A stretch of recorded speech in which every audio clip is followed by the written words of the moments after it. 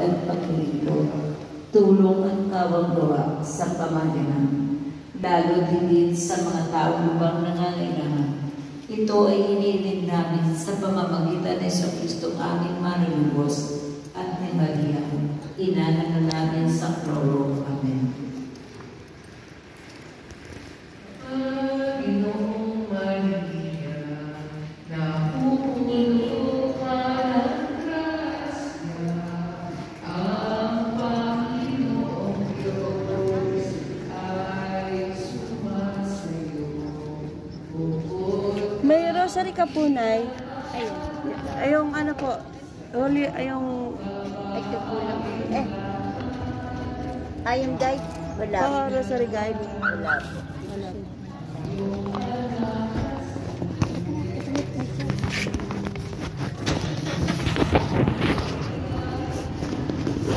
Sabi ka, sabi.